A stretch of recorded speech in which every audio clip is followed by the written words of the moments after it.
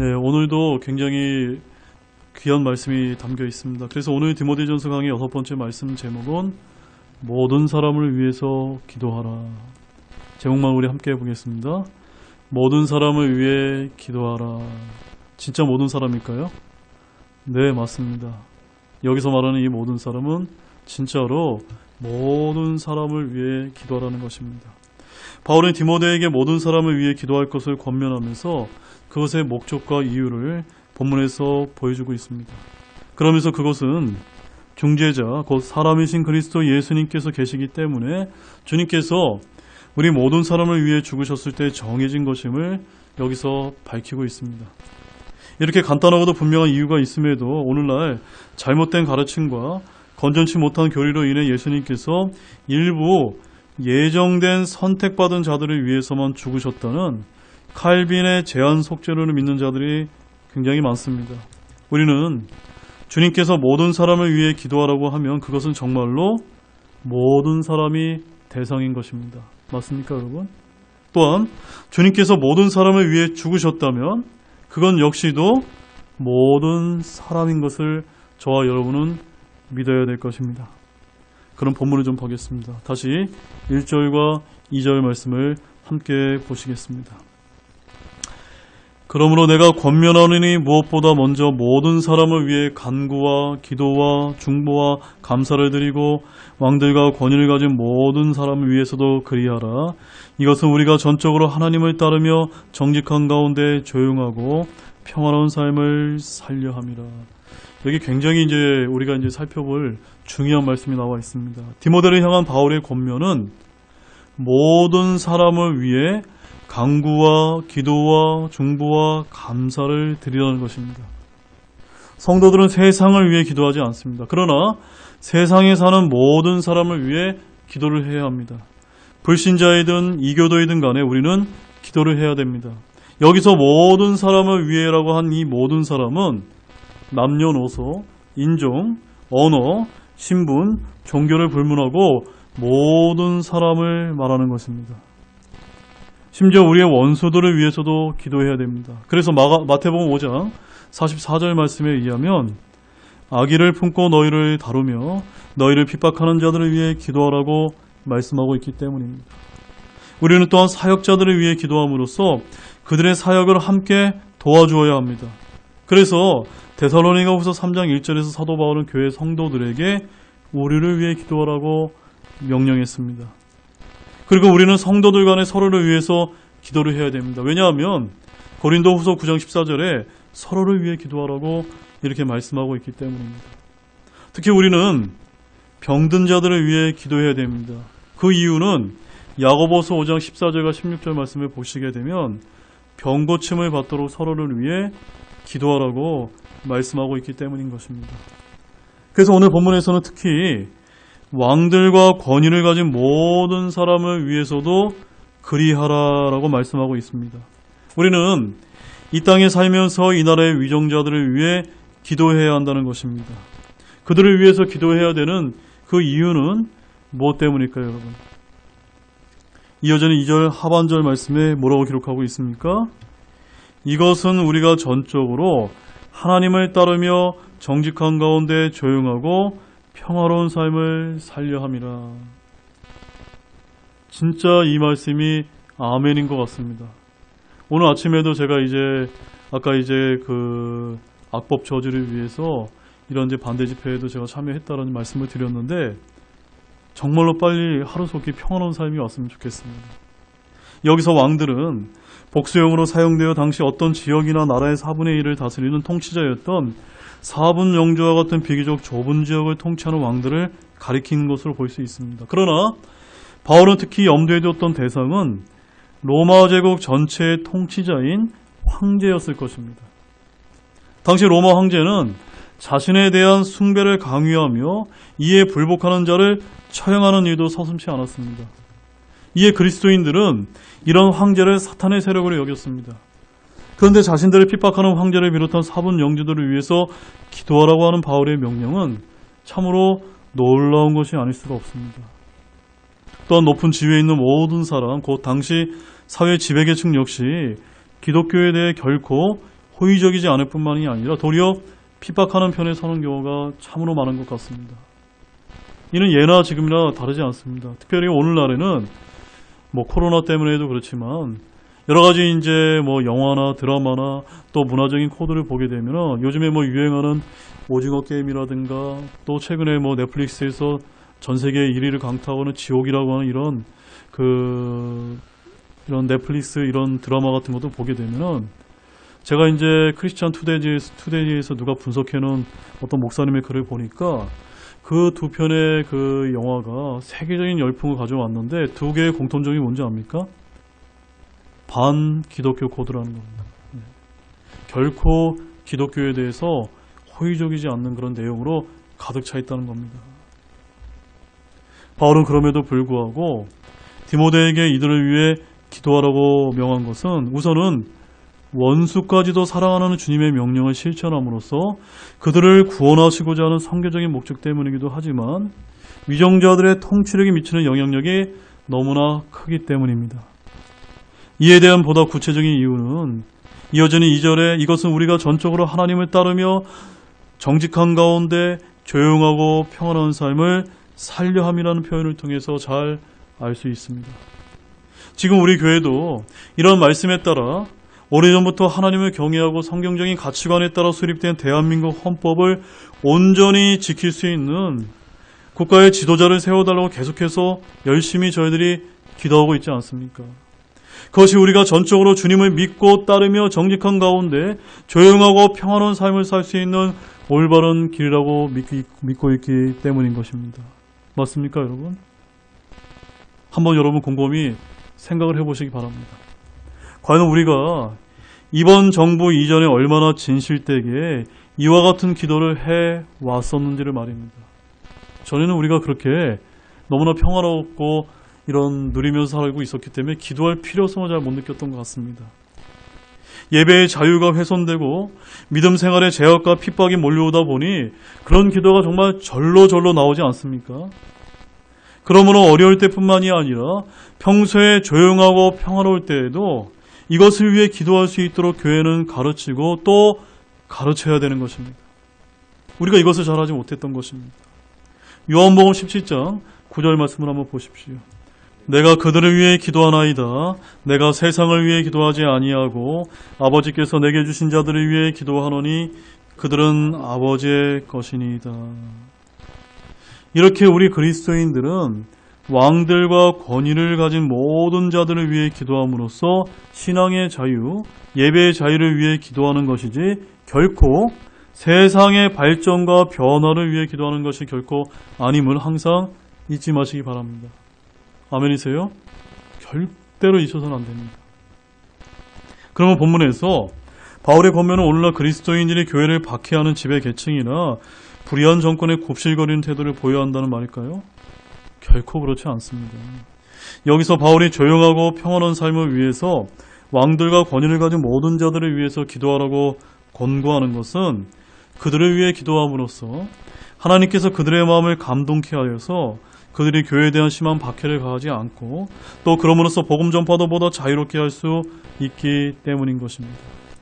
정권을 잡은 자들이 성도들의 기도로 변화되어서 교회의 복음 전파가 허용되고 합법화되면 우리 그리스도인들은 그들의 눈을 속일 필요도 없이 복음을 전할 수 있게 되는 것입니다. 또한 박해가 없기에 연약한 믿음을 지닌 성도들도 박해로 인해 잃어버릴지도 모르는 경건과 단장함을 지닐 수 있게 되는 것입니다.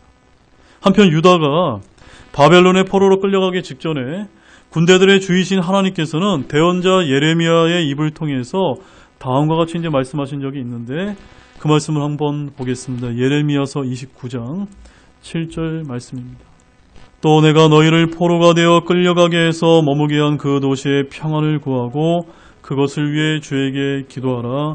그 도시가 평안해야 너희가 평안하리라. 참으로 아멘이 아닐 수가 없습니다. 도시가 평안해야 우리가 평안한 것입니다. 국가가 평안해야 교회가 평안한 것입니다. 맞죠, 여러분? 그러므로 잘 들으십시오. 우리가 기도하는 것은 선거를 통해 그리스도인의 영향력을 확대하기 위한 것이 결코 아닙니다. 맞습니까, 여러분? 우리가 그들을 위해 기도하는 것은 우리가 전적으로 하나님을 따르며 정직한 가운데 조용하고 평화로운 믿음의 삶을 살고자 하는 것입니다. 지금 저와 여러분들이 이렇게 수요일날도 오고 또 주중에도 오고 또 주일날도 예배 드릴 때 전혀 제한을 받지 않고 평화롭게 정말 마음껏 우리 믿음 생활을 하기 위해서 우리가 기도를 해야 된다는 것입니다. 정치인들이 정치를 잘하는 것, 권력자들이 부정과 부패에 연루되지 않고 공의롭게 권력을 행사하도록 기도할 때 우리는 조용한 가운데 평안한 삶을 살 수 있다는 것을 알고 그런 자들을 위해서 저와 여러분 열심히 기도하기를 바랍니다. 자, 본문 3절 말씀 보겠습니다. 이것은 우리 구원자 하나님의 눈앞에서 선하며 그분께서 받으실 만한 것이니. 자, 여기 뭐라고 되어 있습니까? 1절과 2절 상반절에서 바울은 세상 위정자들을 포함하여 모든 사람을 위해서 기도할 것을 디모데에게 권면한 후에 2절 하반절에서는 위정자들을 위한 중보기도의 목적을 밝히고 있습니다.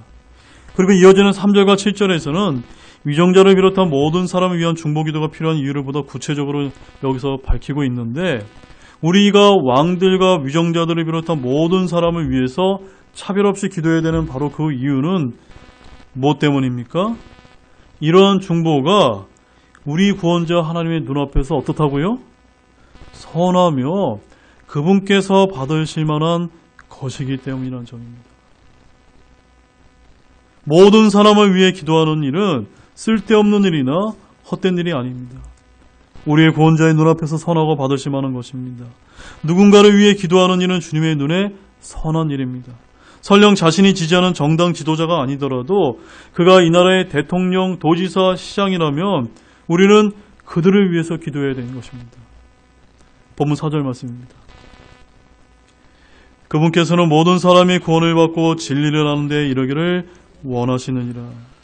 앞선 3절에서 바울은 모든 사람을 위한 중보 기도가 선한 것으로 하나님을 기쁘시게 하는 것이므로 우리는 마땅히 중보 기도를 해야 함을 밝혔습니다. 4절에서는 하나님께서 모든 사람이 구원을 받고 진리를 아는 데 이르기를 원하시기 때문에 중보 기도의 필요성을 말씀하고 있습니다. 자, 그런데 하나님의 뜻 두 가지가 여기 담겨 있는데 그 두 가지가 무엇입니까? 우리말로 원하시느니라라고 이게 번역되어 있는데요. 이 원하시느라가 뭐라고 번역되어 있냐면 번역된 이 말씀은 will이라고 되어 있습니다. 바로 뜻이라고 되어 있습니다. 하나님의 뜻은 첫째 무엇입니까? 모든 사람이 구원을 받는 것입니다. 두 번째는요.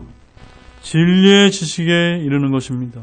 하나님께서는 유대인이나 이방인이나 모두가 구원받기를 원하십니다. 주인이나 종이나 남자나 여자나 어른이나 아이들이나 모두 구원받기를 원하십니다. 하나님의 뜻은 모든 사람이 구원을 받는 것입니다. 근데 왜 사람들이 모두 구원받지 못하는지 여러분 그 이유를 아십니까? 그것은 다른 이유가 아니라 그 사람들이 원하지 않기 때문입니다. 주님께서 선택하지 않아서 예정하지 않아서 구원받지 못하는 것이 아니라 사람들이 그 주님의 복음을 거부하고 구원받기를 원치 아니하기 때문에 예수 그리스도를 원치 않기 때문에 구원받지 못한다는 것입니다. 자, 누가복음 13장 34절 말씀을 보십시오. 오 예루살렘아 예루살렘아 대언자들을 죽이고 내게 보낸 자들을 돌로 치는 자여 암탉이 자기 새끼들을 자기 날개 아래 모은 것 같이 내가 얼마나 자주 내 자녀들을 함께 모으려 하였더냐 그러나 너희가 원치 아니하였도다. 아시겠습니까 여러분? 그들이 원치 아니하였던 것입니다. 우리 주님께서는 모든 사람이 구원받도록 할 수 있는 모든 일을 다 하셨습니다. 여러분 이것을 믿습니까? 그러나 구원을 받지 못하는 것은 구원이 너무 어려워서가 아니라 구원받는 건 너무너무나 쉽습니다. 그러나 이유가 무엇이라고요? 너희가 원치 아니하기 때문이라는 점입니다. 예정을 받지 않아서가 아닌 것입니다. 이것이 구원받지 못하는 유일한 이유인 것입니다. 누가복음 19장 14절 말씀에는 또 이런 말씀이 있습니다. 그의 국민들은 그를 미워하였으므로 그가 간 뒤에 소식을 보내어 이르되 우리는 이 사람이 우리를 통치하는 것을 원치 아니하나이다 하였더라. 원치 않았던 것입니다. 사람들은 예수님께서 주요 그리스도가 되는 것을 원치 않았습니다. 그분이 자신을 다스리는 것을 원치 않았습니다. 핵심은 주님께 원인이 있는 것이 아니라 사람들에게 책임이 있다는 점입니다. 요한복음 5장 40절 말씀도 함께 보시겠습니다. 그런데도 너희는 생명을 얻기 위해 내게 오기를 원치 아니하는도다. 지금 저희들이 끊임없이 이 수요 예배 시간에 구원받아야 될 영혼들을 위해서 열심히 기도하고 있지 않습니까? 근데 왜 이루어지지 않죠? 그것은 하나님께서는 동일하게 역사하고 계신데 어쩌면 그들이 원치 않기 때문이라는 점입니다. 그래서 우리는 그들의 마음이 열릴 수 있도록 그래도 기도하고 또 기도하고 또 기도해야 되는 것입니다. 주님은 누구든지 오라고 하십니다. 주님의 부르시면은 차별이 없습니다. 누구든지 다 내게로 오라고 말씀하십니다. 그러나 오기를 원치 아니하면 구원을 받을 수 없는 것입니다. 핵심은 원하는 자에 있다는 것입니다. 그래서 요한계시록 22장 17절에는 이런 말씀이 있습니다. 성령과 신부가 말씀하시기를 오라 하시는도다. 듣는 자도 오라 할 것이요 목마른 자도 올 것이며 누구든지 원하는 자는 값없이 생명수를 취할지니라. 여기서 누구든지 원하는 자에서 구원은 누구나 원하기만 하면 받을 수 있도록 값없이 주시는 하나님의 선물임을 알려주고 있습니다. 다시 본문 4절 말씀을 보십시오. 진리의 지식에 이르기를 원하시느니라고 말씀되어 있습니다. 진리의 지식은 바로 진리이신 예수 그리스도의 지식입니다. 우리는 진리에 대해서 알아야 되는 것이 아니라 진리의 지식을 알아야 됩니다. 진리의 지식은 하나님의 지식, 그리스도의 지식입니다. 구원받은 성도는 진리의 지식에 이르러야 합니다. 우리 주 예수 그리스도를 알고 그분의 지식으로 충만해야 됩니다. 이는 사람들이 만든 교리 지식, 신학 지식이 아닙니다. 성령을 통해서 우리 예수 그리스도를 아는 것입니다. 스스로 공부해서 아니면 사람들에게서 배워서 깨우친 지식은 변화는 열매를 맺지 못합니다. 그러나 성령을 통해 배운 지식은 마음의 변화를 일으키며 성령의 열매를 맺는다는 것을 아시기 바랍니다. 자, 본문 5절 말씀 보겠습니다. 이는 한 하나님이 계시고 하나님과 사람들 사이에 한 중재자 곧 사람이신 그리스도 예수님이 계시기 때문이라. 자, 여러분은 한 하나님이 계심을 믿습니까? 한 하나님이지 한 분 하나님이 아닙니다. 여기서 한이란 이 말 때문에 삼위일체의 진리를 부정하는 이단들이 많습니다. 부부는 둘이 합하여 한 몸을 이룹니다. 성도들은 주와 합하여 한 영을 이룹니다. 그래서 고린도전서 6장 17절 말씀에 의하면 그러나 주와 결합한 자는 한 영이니라라는 이런 말씀이 있습니다. 여기서의 한은 연합과 결합을 뜻합니다.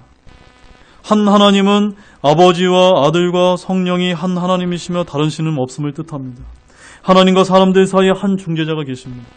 이분은 사람이신 예수 그리스도이십니다. 그래서 욥기서 9장 33절 말씀을 가보게 되면은 거기에 이제 이런 말씀이 기록되어 있습니다. 우리 사이에는 우리 둘 위에 손을 얹을 중재인도 없도다라고 이렇게 이제 말씀을 하고 있는데 바로 이것은 하나님을 알고 믿지만 예수 그리스도를 발견하지 못한 사람들의 반응을 보여주는 것입니다. 유대인들, 무슬림은 하나님을 믿는다고 하지만 그들은 누가 없는 것입니까? 중재자가 없는 것입니다. 자, 갈라디아서 3장 19절과 20절 말씀을 함께 보시겠습니다. 그러면 율법은 무슨 용도로 쓰이느냐? 그것은 약속을 받은 그 씨가 오실 때까지 범법들로 인해 더해진 것이요 한 중재자의 손에서 천사들에 의해 정해진 것이니라. 그런데 중재자는 하나만의 중재자가 아니나 하나님은 하나이시니라. 이처럼 예수님은 하나님과 사람 사이의 한 중재자이심을 믿으시기 바랍니다. 예수님은 더 나은 약속들을 위해 세운 훨씬 더 나은 언약의 중재자이십니다. 그러므로 우리는 한 중재자이신 예수님을 통해서만 구원을 받을 수 있는 것입니다. 그래서 요한복음 14장 6절 말씀에 유명한 말씀이 있죠. 내가 곧 길이요 진리요 생명이니 나를 통하지 않고서는 아무도 아버지께 오지 못하느니라. 무슨 말씀입니까? 예수님만이 사람과 하나님 사이에 한 중재자라는 것입니다. 자, 본문 6절 말씀 보겠습니다. 그분께서 모든 사람을 위해 대속물로 자신을 주셨는데 이것은 정하신 때에 확증될 것이며. 자, 6절은 하나님과 사람 사이의 중보가 되기 위해 사람의 몸을 입고 오신 예수 그리스도의 중재자로서의 성격에 대해서 설명하는 말씀입니다. 즉 그리스도께서 중재자가 되셨다는 것은 모든 사람을 위한 대속물로 자신을 주셨다는 것입니다. 이 말씀을 우리는 문자 그대로 취하고 이해하고 있습니다. 맞습니까, 여러분? 우리는 그렇게 이해하고 있는데, 그러나 극단적인 칼빈주의를 신봉하는 분들은 제한 속죄론이라고 하는 이상한 이론을 만들어내서 여기에 언급된 모든 사람 역시 보편적인 인류 전체를 지칭하는 것이 아니라 구원의 대상에 있어서 인종과 남녀 및 빈부격차에 의해 모든 차별이 없음을 보여주니라고 하는 그런 제한된 표현이라고 주장을 하고 있습니다. 그러면서 구원이 예정되어 선택받은 모든 자들이라고 이런 주장을 하고 있는 것입니다. 사랑하는 여러분, 우리 예수님께서는 예정받거나 선택받은 자들만을 위해 대속물이 되신 것이 아닙니다. 문자 그대로 이 땅에 태어난 모든 사람을 위해 대속물이 되신 것입니다. 그렇기에 아무리 악한 자라고 해서 회개하고 예수님을 받아들이면 구원을 해주시는 것입니다. 사람이 되신 하나님, 그 예수 그리스도는 정하신 때에 이 땅에 오셨고 정하신 때에 죽으셨고 정하신 때에 선포되었습니다. 주님은 정하신 때에 이 땅에 오셨습니다. 그래서 갈라디아서 4장 4절 말씀에 보게 되면 그러나 때가 충만히 찼을 때 하나님께서 자신의 아들을 보내사 여자에게 나게 하시고 율법 아래 있게 하셨나니 라고 이렇게 말씀을 하고 있습니다. 주님은 때가 충만히 찼을 때에 이르러 자신의 아들을 보내셨는데 이는 대언자들과 율법의 증언에 따른 것입니다. 당시 대언자였던 침례자 요한은 그분이 바로 세상 죄를 제거하시는 하나님의 어린 양이요 그리스도이심을 온 이스라엘에 알려주었습니다. 그분은 이 땅에 오신 후 30세 즈음에 사역을 시작하셨고 정하신 때가 되어 자신을 주셨던 것입니다. 로마서 5장 6절 말씀을 보게 되면 거기에 또 이런 말씀이 또 기록이 되어 있습니다. 로마서 5장 6절 말씀입니다.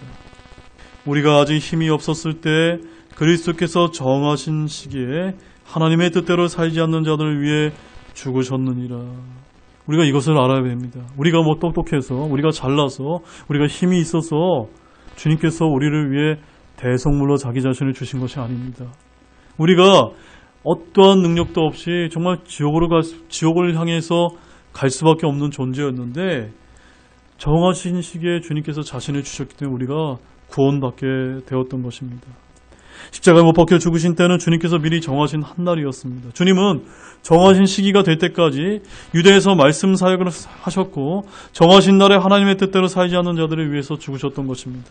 주님은 모든 사람을 위해 자신을 대속물로 주셨습니다. 이제 그분의 사역은 자신의 제자들을 통해 온 세상에 선포되었던 것입니다. 그래서 디도서 1장 3절에는 또 이런 말씀이 기록되어 있습니다. 자신의 말씀, 우리 구원자 하나님의 명령에 따라 내게 맡겨진 복음 선포를 통해 정해진 때에 드러내셨느니라. 정해진 때에 드러난 것입니다. 자, 다시 본문 6절의 말씀을 보게 되면 이런 말씀이 기록되어 있죠. 그분께서 모든 사람을 위해 대속물로 자신을 주셨는데 이것은 정하신 때에 확증될 것이며 우리 주님은 모든 사람을 위한 대속물로 자신을 주셨다는 이 말씀을 굳건하게 믿으시기 바랍니다.